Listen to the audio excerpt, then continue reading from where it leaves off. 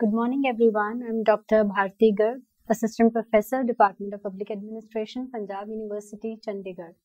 Today, I'm going to discuss the topic of training of civil services in India.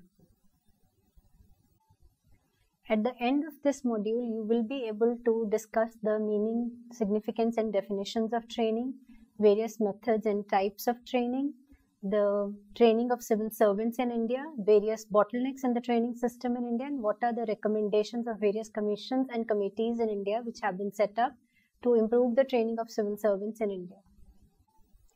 Now, training is a very important component of human resource development. Human resource, which is an important component of any organization, it needs to be upgraded with regard to its skills, knowledge, etc.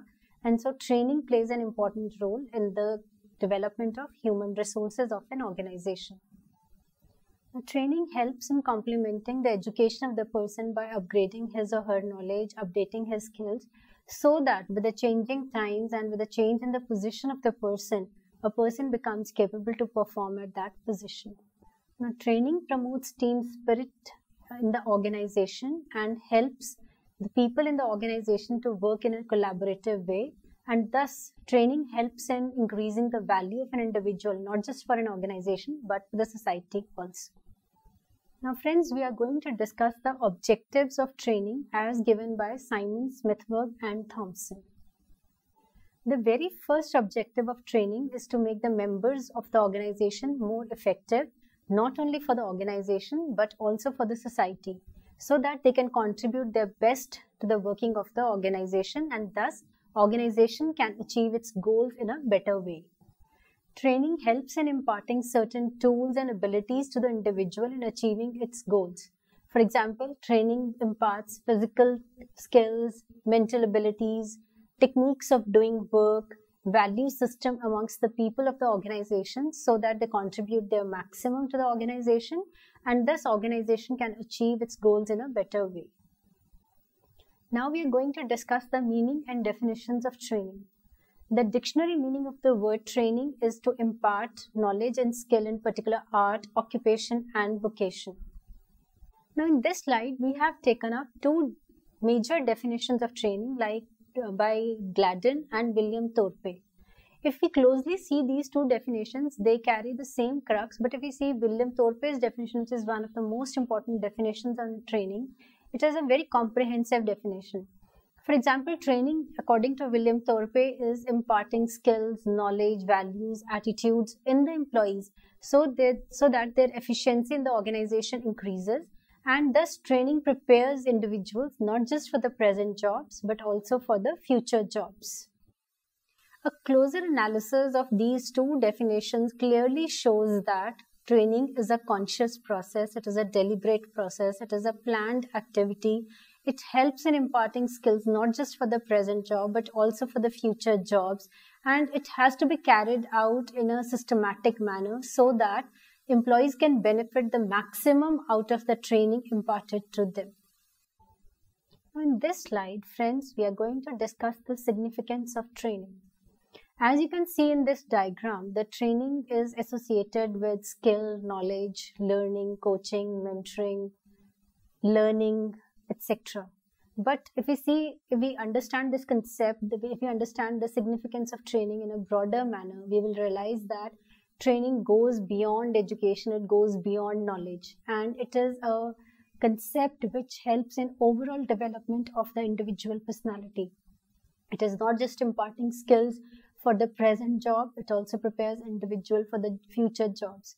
It is not just imparting knowledge, it is also about development of individual. It is not just mentoring an individual, but it is also developing relationships, helping individuals to develop relationships not just with the superiors but also with the subordinates, so that all individuals in an organization, they can work as one single unit rather than as in a compartmentalized manner. Now, friends, after discussing the meaning and definitions of training, we are going to discuss the various types of training. As is clear from this very slide, there are different types of training which is imparted to the employees. Now, the type of the training depends on the nature of the work and the objective which the organization intends to achieve. The various types of training can be divided into on-the-job training, off-the-job training, long-term training, short-term training, departmentalized training, centralized training, orientation training, skill training, etc. Now we are going to discuss the details of various types of training. The first training which we are going to discuss now is formal training. Formal training is also known as off-the-job training. Now, why it is called as off-the-job training? Because this training is imparted at a special training center. Now, this training has a clearly specified objective. People have to go to a specific training institute to get training about the work they are doing, the skills that need to be developed, and to understand the situations in an organization. Formal training is imparted in a pre-arranged manner. Proper organized structure is set up for imparting this type of training. Formal training is imparted in a pre-structured manner. It has a predetermined course content and it is imparted through various workshops, seminars, lectures, etc. Formal training is imparted either before entry into the service or during the probationary period of the officer. It may be taken up at a later stage like mid-career training, but the main point remains is that the trainee has to go to a training center to get training. Formal training, it may lead to award of a certificate of the completion of the training program or any other degree which highlights that the trainee has completed a formal training program. The second type of training which we are going to discuss is the informal training or on-the-job training. It is called as on-the-job training because the trainee does not need to go to a specific training center to get training, but he learns while doing the job. It is the traditional method of imparting training to the individual. Since he doesn't need to go to the training center to get training, so this is a slow process of learning and requires long period of experience to learn the skills of the job and various other nuances of performing the duties. Informal training is acquired during experience while the individual is doing work. So it is doing and learning which goes side by side rather than taking an off from the job and performing training. Now, informal training doesn't require any specific time frame or specially selected trainees for imparting training. It is a hard way of learning and it is learning while doing the job. It is learning as the situation comes to an individual and dealing with it as and when a situation comes. So it's giving hands-on experience to the individual rather than going to a simulated training conditions and getting training regarding a particular job. Next training which we are going to discuss is the long-term training and short-term training. Now this depends on the duration of the training. Short-term or long-term depends on duration of the training program. Now if a training program is of 1 month or 2 months or at the maximum 3 months, it is called as short-term training. And long-term training can be of 6 months duration or more than that. Now, the duration of the training program depends on the nature of the service, the nature of the work which an officer is required to perform. For example, training imparted to Indian Foreign Service officers, it goes from 2 to 3 years. So that's a long-term training. Though short-term and long-term, the duration is a relative term. It depends how much time is taken to impart a particular training program. Next training which we are going to discuss is the centralized training and departmental training. The major difference between centralized training and departmental training is that in centralized training, employees of various departments are assembled at one training center, one centralized training center, and they are imparted training. Whereas in the departmental training, the employees of one department are imparted training in the department itself. The senior employees of the department, they impart training to the employees of the department. The main aim of the departmental training is to enhance the skills of the employees of the department so that they can contribute their best to the organization. Next type of training is skills and vocational training. Now, skill or vocational training is the training which is imparted to enhance the skills of the employees. For example, training imparted to officers of Indian Audit and Account Service, income tax officers or police inspectors. Since they are to perform one specialized skill, so it is important that they be imparted effective training in enhancing those skills of the employees. So the skill or vocational training helps the employees in enhancing the skills which they are required to perform in a particular job. Next type of training which we are going to discuss is the background training. Now, the main purpose of background training is to impart understanding of the socio-economic, political structure of the society and the understanding of political system of the country. For example, training imparted to IAS probationers at Lal Bahadur Shastri National Academy of Administration.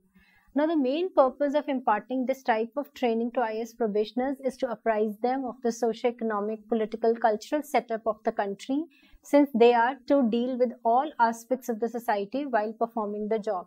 So, in a way, background training prepares IAS probationers. It creates a background in them that in which kind of setup are they going to work when they will be confirmed in service.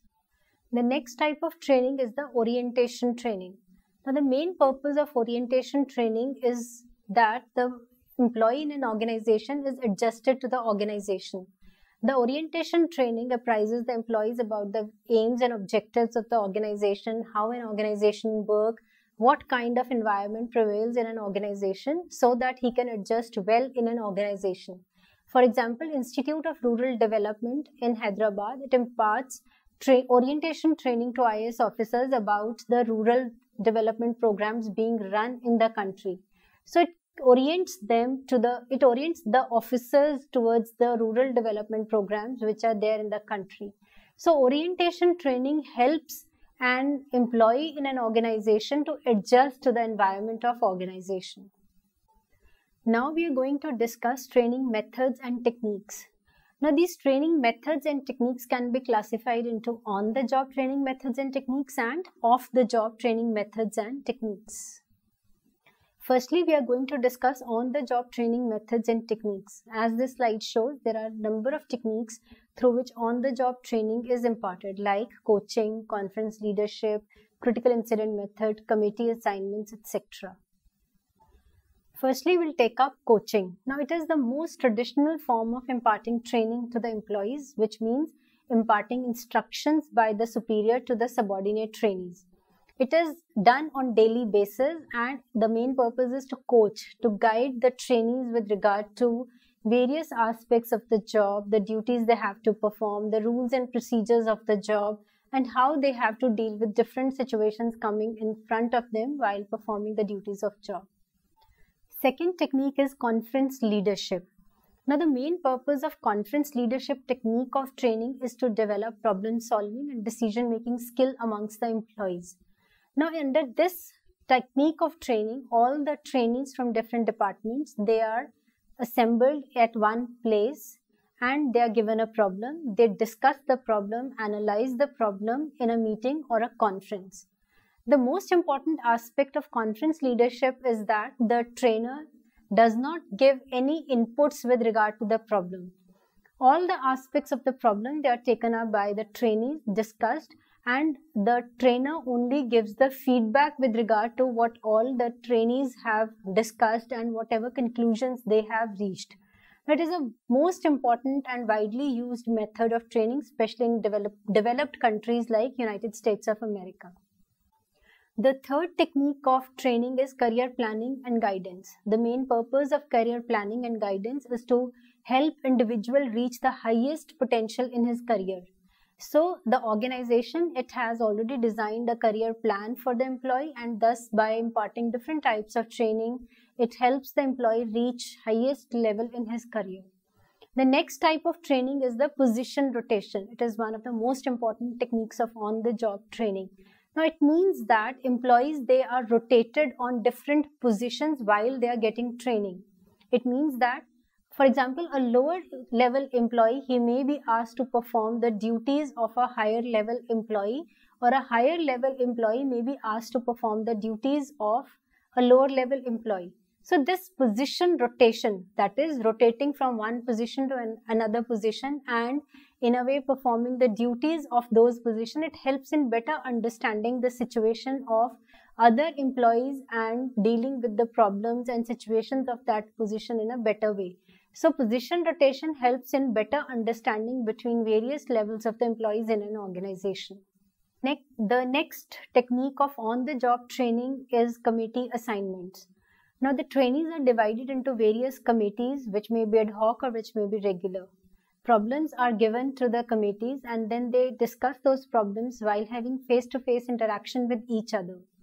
Face-to-face interaction is the most important aspect of committee assignment because through this the employees learn to be more adjusting and adapting to the views of the others in an organization. They learn how to adjust and then they learn how to listen to what others are saying. This helps employees becoming more tolerant of each other and respecting the views of the other in an organization. Now, another technique of on-the-job training is the critical incident method. This method was developed by Paul Piggers. These days, this method is used widely in organizations for imparting training to the employees. Under critical incident method, the superior officer keeps record of all the critical incidents happening in an organization, which may be good or bad incidents.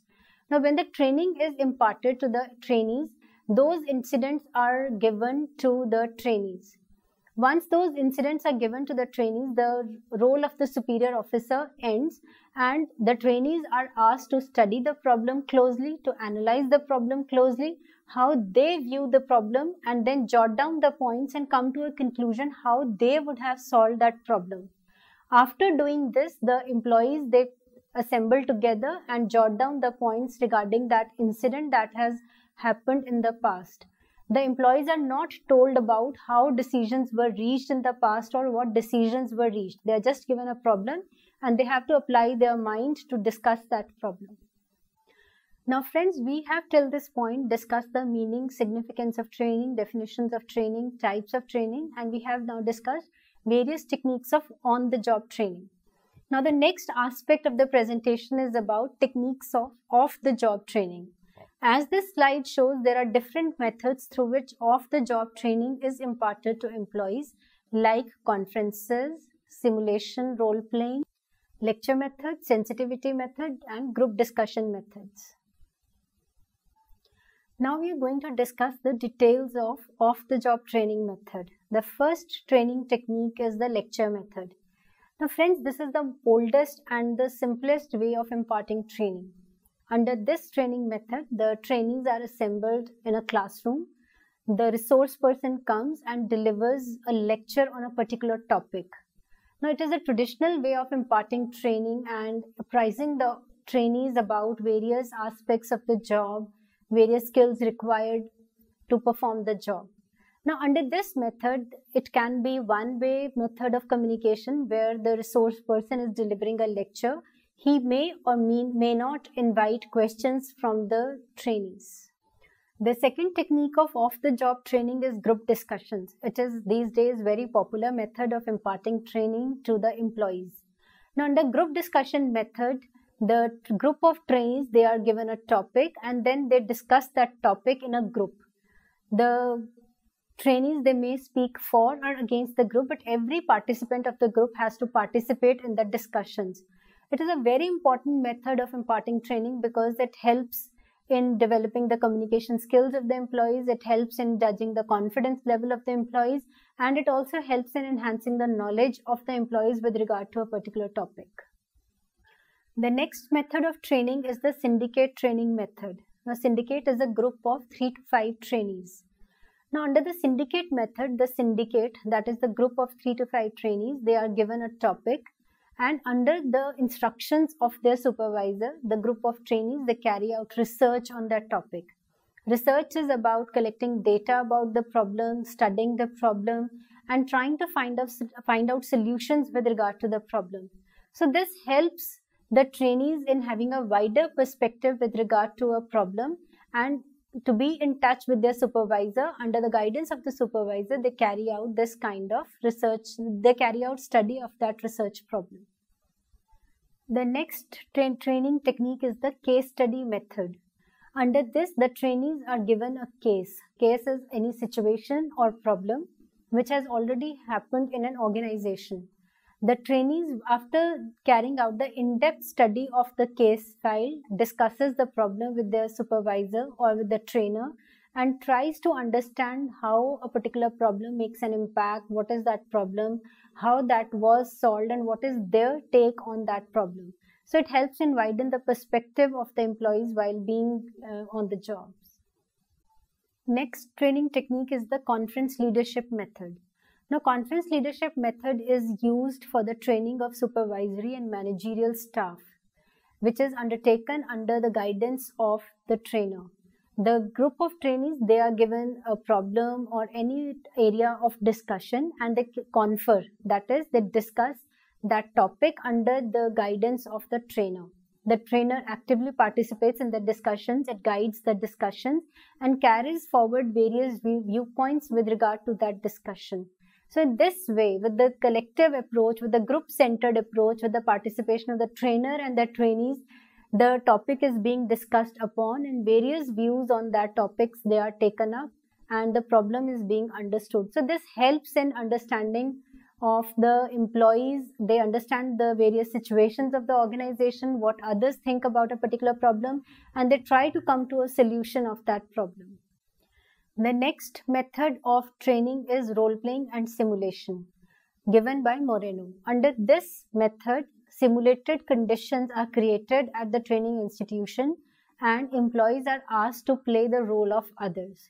So under artificial conditions, when the trainees, they play the role of other officers, they understand each other's situation in a better way.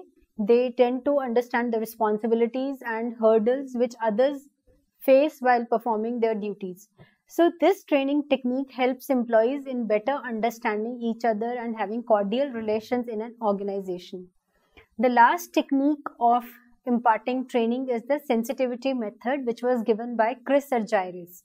Now, this objective of the sensitivity training method is to sensitize the employees towards each other's feelings, etc. Under sensitivity training method, the employees of different levels, they come together and discuss their views about various problems or the situations in the organization very openly. The main purpose is that employees of all the levels, senior, junior, lower level, they come together and then they speak openly about their situations. So that is why this method is known as sensitivity method. That is to sensitize the employees at various levels about each other's situations, whether one is working at top level, middle level or lower level.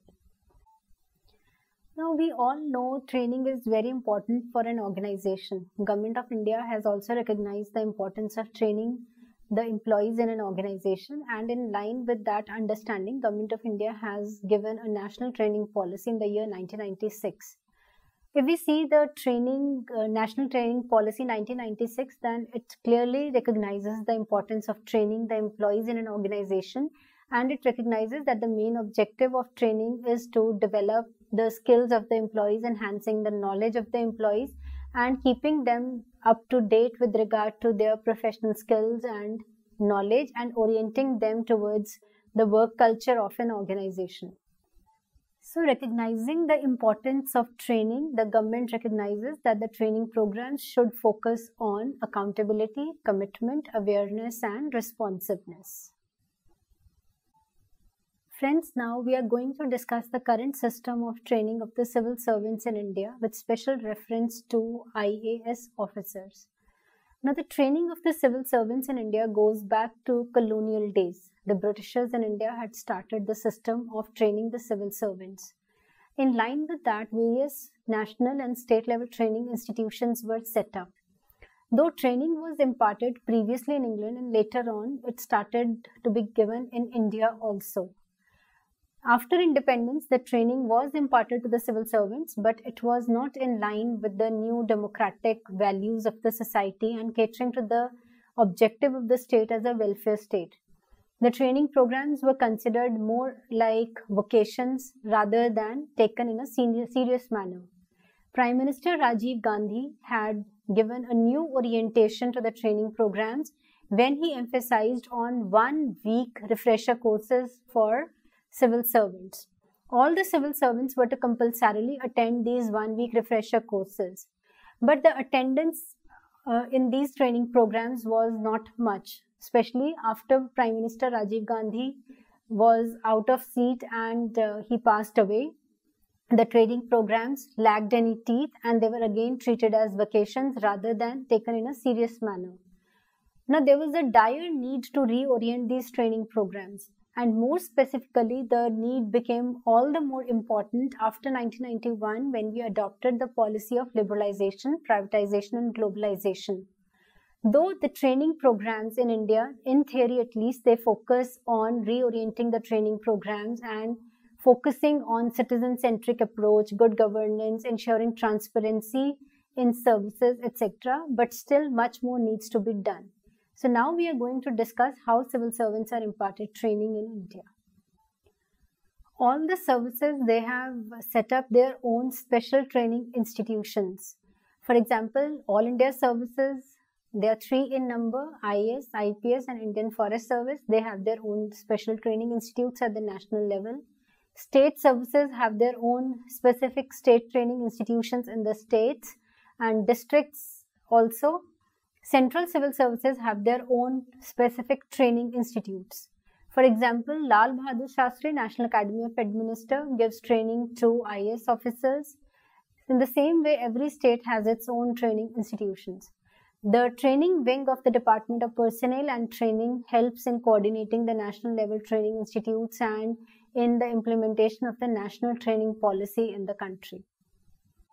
All the candidates selected to All India Services and Group A Central Civil Services, they are required to undergo induction training.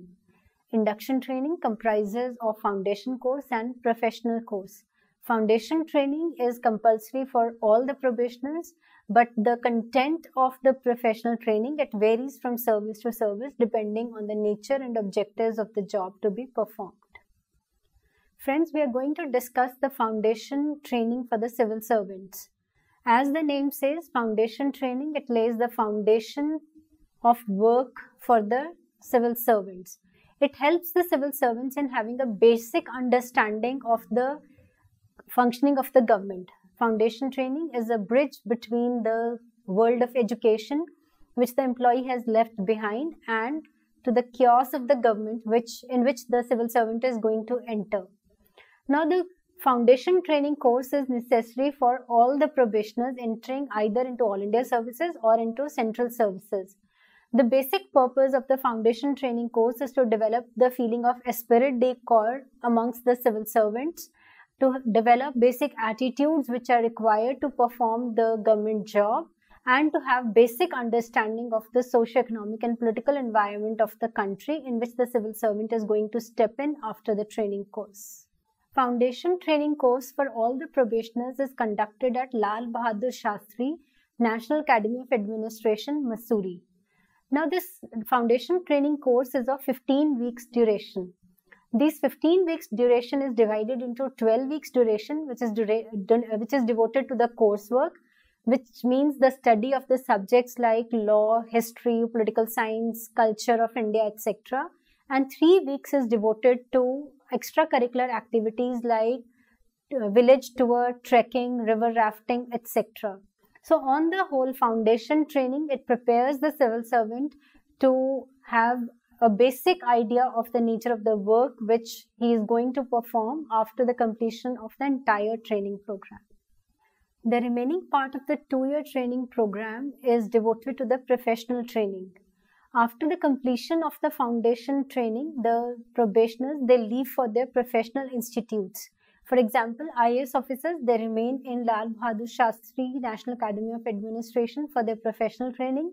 IPS officers, they leave for Sardar Vallabhbhai Patel National Police Academy at Hyderabad. IRS officers, they leave for their training institution at Nagpur. Officers of Indian Audit and Account Service, they leave for Shimla for their professional training. Now, for the IAS officers, they remain at Lal Bahadur Shastri National Academy of Administration, Mussoorie, and their professional training is divided between the academy and the state training, and they are assigned a particular state where they are to serve, and they learn field work while being in the state. Friends, this slide gives a breakup of the professional training schedule of IAS officers. As this slide shows, the professional training course of the IAS officers is divided into 3 parts. Phase 1, which is of 24 weeks, then district training, which is of 24 weeks, and then phase 2, which is of 6 weeks. Along with that, the objectives of each phase are given and the content of each phase is discussed here. The main purpose of phase 1 of the training of the civil servant is to develop attitude amongst the civil servants and asking them to perform those responsibilities which he is to perform during the first 10 years of his service.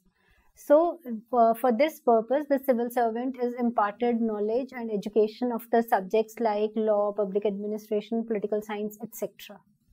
The district level attachment, it provides an officer to have field understanding of the real life situations which are prevailing in the district, and this type of district attachment or district training is imparted by attaching the civil servant with various district level officers like district magistrate, various IAS officers in the district, etc., so that he understands how other officers are performing their duties, what are the situations which an officer faces and how they are being dealt with by other officers.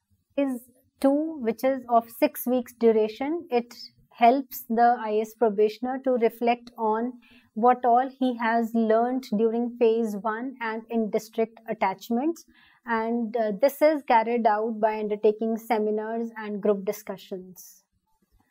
Now, phase 1 and phase 2 of the training is conducted at Lal Bahadur Shastri National Academy of Administration, Mussoorie, and the district attachment is undertaken in a state where an officer is attached. Now, phase 1, which is of 52 weeks, involves 8 weeks of Bharat Darshan, which is conducting the tour of the entire country. Now, the main objective of Bharat Darshan is to have better understanding of the diverse nature of the country and to understand how the unity in diversity works. Though Labasna conducts and coordinates the activities at the state level, but the details of the activities regarding district attachment, they are conducted and organized by the district collector of that very district. Now, phase 2, which is again conducted in the academy, Lal Bahadur Shastri National Academy of Administration. So, it gives inputs how and what all a civil servant has learned during the phase 1 and the district attachment of the training program.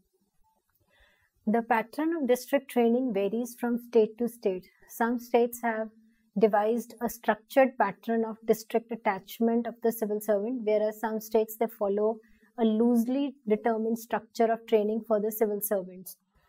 No doubt the training programs which have been designed for the district attachment of the civil servants, they help the civil servant in learning about the various assignments which he is to perform while performing duties in a district, like maintenance of law and order, conducting elections, implementation of various development programs, disaster management, coordinating with the different departments in the district, etc.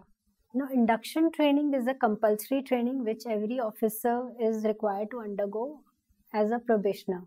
Apart from that, since 1986, when Rajiv Gandhi was the Prime Minister of the country, mid-career training for the civil servants was given a lot of importance, and especially 1-week training programs were designed for the civil servants. So, since then, mid-career training has also acquired a lot of importance, and civil servants at different levels in the hierarchy with different years of service, they are required to undergo different types of mid-career training during their career. So, brief details of those mid-career training programs is given in this slide, ranging from 1 week to 4 weeks training programs. Now, friends, we are going to discuss the bottlenecks in the training program. The very first drawback in the training program of the civil servants in India is the content of the training program. The content of the training programs leaves much to be desired, as the content is not emphasizing on bringing about necessary attitudinal and behavioral changes in the civil servants, which is required to perform the duties of the job in the present scenario, where we are talking of participative governance involving citizens in governance, transparency in governance, and corrupt-free environment. The second bottleneck in the training of the civil servants is the attitude of the senior civil servants. Now, the senior civil servants, they consider training programs as time pass and as going on vacations rather than taking them seriously and considering that training programs actually impart skills, attitudes and behavioral patterns in the employee which are necessary to perform the job. So they are considered as side activities. Their attitude, their mindset is that training programs are side activities, not to be taken seriously. The third drawback in the training system is the induction training program. It is believed that the induction training program, though it emphasizes on developing esprit de corps amongst the civil servants, but it is largely continuation of the British era mindset. It is nowhere dealing or it is nowhere inducting those mindsets in the civil servants which are required for a welfare state, and moreover the training program does not generate domain expertise and knowledge amongst the civil servants. They are preparing civil servants which are again development of the archaic mindset rather than specialized skills in the civil servants. The next drawback in the training of the civil servants is the neglect of the training of middle and lower level employees. The training programs in the country, they have been emphasizing on top level officials while neglecting the officials working at the middle and the lowest levels. Whereas one must recognize that it is at these levels that citizens firstly come into contact with the government. These are the cutting edge levels, and employees working at these levels, they must be highly motivated, and in fact their training should be given more importance, whereas there is total neglect of the officials working at the middle and lower level of the government. Now friends, we have discussed few of the bottlenecks in the training programs. Now, to overcome these bottlenecks, Government of India has set up various commissions and committees to give recommendations to improve the training system in India. Though various commissions and committees have been set up from time to time, the latest being the Second Administrative Reforms Commission, which has given comprehensive recommendations to improve the training program of civil servants in India. For instance, it has suggested that there should be domain specialization amongst the civil servants. The training programs should focus on generating domain specialization in the civil servants. There should be mandatory foundation training program for all the civil servants. There should be no escape from the foundation training programs. Mid-career training should be given emphasis. Employees at the middle and lower levels should be imparted necessary training so that they remain motivated. And before every promotion, civil servants must attend to some refresher courses so that they are attuned to the fresh posts which they are going to join. Other recommendations of the second ARC include strengthening the network of national and state level training institutions, appointment of experts in the governing boards of these training institutions, motivating the civil servants to acquire higher academic qualifications, so that these aspects, when these aspects are inducted into the training programs and these training institutions are strengthened, the civil servants can be imparted better training and thus they can give best to the working of an organization. Last but not the least, second ARC has recommended the setting up of the National Institute of Good Governance, whose main job should be to collect, to consolidate and to compile data regarding good practices prevailing in the country. To conclude, we can say that training is one of the most important components of personnel administration. With increasing the development of the society and with the coming up of new technologies, citizens are expecting better and specialized services from its civil servants, and thus it becomes all the more important that civil servants are imparted training in the right, effective and efficient manner, and thus the government must consider the recommendations of second ARC and various other commissions and committees set up from time to time so that it can refurbish its training programs so as to refurbish its personnel administration in times to come. Thank you.